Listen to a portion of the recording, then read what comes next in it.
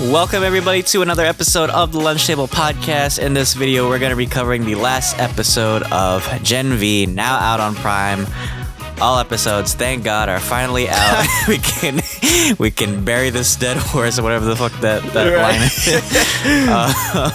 Akram, let's get your thoughts on episode 8. It was bad. No, I think that, to be honest with you, it was quite action-packed at least. I was not bored watching it. I think they could have approached certain things a little bit better. There will be full spoilers ahead again.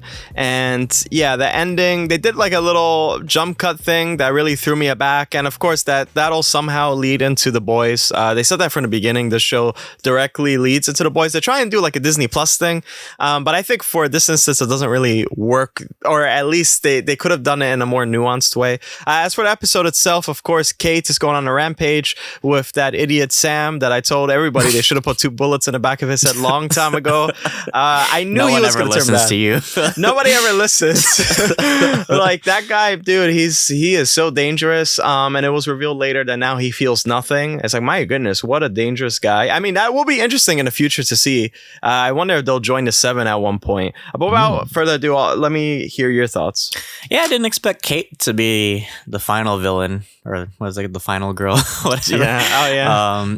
Yeah, I thought maybe Indira would be like the big bad, or maybe Victoria Newman, but they were kind of just like side characters at this point. So it seems like Kate kind of just like went on a rampage. Sure. I mean, rightfully so. I mean, I could see her motivations from the beginning. Andre's dad also had like a heart attack or something, or like he had seizures. Thing. Yeah. I thought he was gonna get the costume. I would have loved to see the costume that his dad would have like gave him. I thought that would have been so cool. Yeah. But other than that, I've been saying it from the beginning. I feel like they have to keep bringing back elements from the main show to make it relevant. So they brought Mallory. I think that was the last episode. Yeah. And then they brought Homelander at the end. That to me was like, I feel like at that point we didn't even need to really see Homelander, and then it was kind of rushed. It was cool though. I did enjoy seeing him though. It was cool. I always love seeing Homelander. But I felt like like you said, that whole jump cut thing, I think that was kind of like rush, and then it was like, oh, now we're at the end.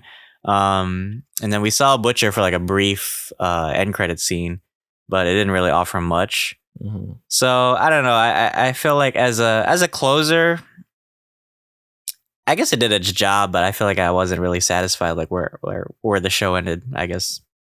Me neither. I mean, they left things open for, of course, season 2. And then also, I guess I wonder if these characters or the events of these like characters, what they did will, bleed into The Boys. I do think certain dynamics are interesting. Like, for example, Kate being the actual villain alongside Sam, how they were twisted. Polarity, both, because it is genetical. So the more they use their powers, the more eventually it'll degrade their mind over time. And I think that's a really unique position, especially if you're a supe. And he has a really strong power. So I'm sure, it's like that what is that, Exodia card or something like that in Yu-Gi-Oh or whatever. It's like you pull it out, but at the end, he's probably going to die from it. So that's really interesting. And again, with Marie, I really, not gonna lie, I really enjoyed her character throughout the season, and in this episode, I think she could have used her powers a little bit more effectively rather than letting everyone run amok. And also, like, she blew up Kate's hand, which did surprise me, but I was like, I don't know, that put a smile on my face. Like, I really wanted this girl to like just go.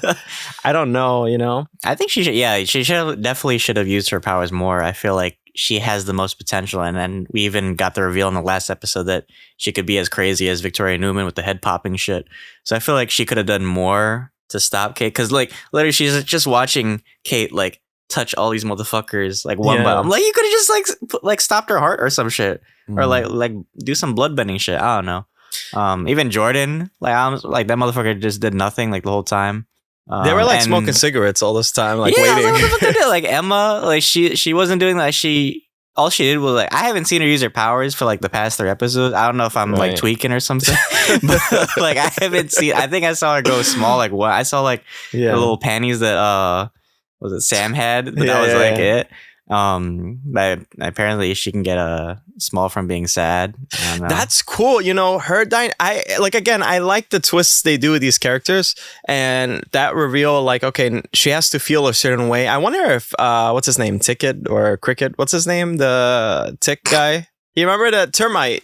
Oh, termite, yeah. Yeah, I wonder if he has to go through like the similar notions, or he went through it just like Emma. I tell you what, though, that scene between Emma and Sam was really interesting. I love the performance in that scene, especially as like on a stage, so it was like really meta. Yeah. I thought that was really cool. As for Jordan Lee, I didn't really care for that character in this episode. I think the people who really shine was Kate, Sam, and Marie. I liked Sam seeing Luke in certain episodes, like especially when he was talking to Kate, and like it was like Luke and Kate, and like his mind like is like so off, but like he's also dealing with like a morality issue, because like him and Kate have been obviously like they've been abused by these people, but at the same time it's like it's almost like they're Indira, like they're hurting innocent people. So in a way, that's why I say like this is kind of like an X-Men thing. Like Kate would be Magneto, and Indira would have been like Stryker in a way. So it's like this kind of, I guess that this is like a whole war now between like the supes and the humans, which I guess, well, in a way, Homelander kind of sparked it when he killed that protester guy. So I think this will probably like escalate in the Boys season 4 or something. Yeah, and I think we'll talk about this later on in our season 1 review, but I think a lot of stuff when you target in real world too, if you target education centers such as universities and stuff, that could kind of spark something and lead into everyday society. And that's why I think like this is a pretty interesting way how they're playing with it. And perhaps, yeah, there will be repercussions, and that'll lead to maybe the finale of The Boys, because things in The Boys always escalate over time, and I think they nail that. They nail how they approach that, how you know, this aggression and stuff will just keep escalating, and eventually the line is crossed. And it's always there's a lot of talk in The Boys about crossing the line. I think in the Gen V it's about discovering the line and seeing that there is a line and we should take sides. Whereas like The Boys is more gray. So I do appreciate that duality.